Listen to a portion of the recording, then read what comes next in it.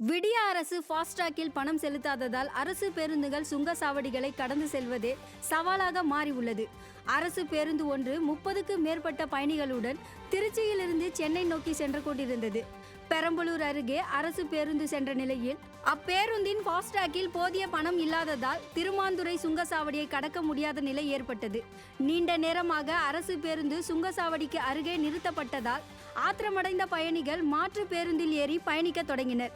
விடிய அரசு இயக்கும் ஓட்டை உடைசல் பேருந்துகளை ஓட்டி செல்வதே ஒருபுறம் இருக்க, ஃபாஸ்டாகில் பணம் இல்லாதது போக்குவரத்து துறை ஊழியர்களுக்கு புதிய தலைவலியாக அமைந்துள்ளது. எதற்குமே திறனில்லாத அரசு இனியும் ஆட்சியில் நீடிப்பதில் நியாயமில்லை என பொதுமக்கள் ஆதங்கப்படுகின்றனர். தமிழகத்தில் உள்ள அரசு கலை அறிவியல் கல்லூரிகளில் இளநிலை படிப்புகளில் சேர விண்ணப்பித்த மாணவர்களுக்கு செவ்வாய்க்கிழமையன்று கலந்தாய்வு தொடங்குகிறது. 2024-25 கல்வியாண்டுக்கான இளநிலை பட்டப்படிப்பு முதலாம் ஆண்டு மாணவர் சேர்க்கைக்கான விண்ணப்ப பதிவு கடந்த 6ஆம் தேதி முதல் தொடங்கியது.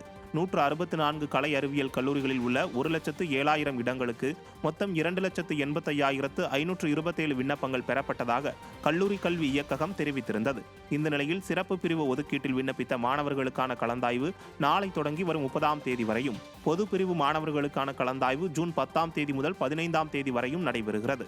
இதைத் தொடர்ந்து 2ஆம் கட்ட பொது கலந்தாய்வு ஜூன் 24ஆம் தேதி முதல் 29ஆம் தேதி வரை நடைபெற உள்ளது. கலந்தாய்வு முடிந்த பின்பு கலை மற்றும் அறிவியல் கல்லூரிகளில் முதலாம் ஆண்டு மாணவர்களுக்கான வகுப்புகள் ஜூலை 3ஆம் தேதி தொடங்கும் என கல்லூரி கல்வி இயக்ககம் அறிவித்துள்ளது. சென்னை மடிப்பாக்கத்தில் பாஜக நிர்வாகி ஓசியில் மொபைல் சார்ஜர் கேட்டு மிரட்டிய சிசிடிவி காட்சி வெளியாகி அதிர்ச்சியை ஏற்படுத்தியுள்ளது. புழுதிவாக்கம் உள்ளகரம் சோலையப்பன் தெருவைச் சேர்ந்த லலித் என்பவர் மடிப்பாக்கம் பிரதான சாலையில் மொபைல் கடை நடத்தி வருகிறார். இவர் கடைக்கு மதுபோதையில் வந்த பாஜக நிர்வாகி ஒருவர் மொபைல் சார்ஜரை பெற்றுக்கொண்டு பணம் தர மறுத்த நிலையில் லலித்திற்கும் அவருக்கும் இடையே வாக்குவாதம் ஏற்பட்டுள்ளது. இதனால் ஆத்திரமடைந்த பாஜக நிர்வாகி லலித்தை மிரட்டிவிட்டு சென்ற சிசிடிவி காட்சி தற்போது வெளியாகியுள்ளது. பாஜக நிர்வாகிகள் தொடர்ந்து அராஜகத்தில் ஈடுபட்டு வருவதாக பொதுமக்கள் குற்றம் சாட்டினர்.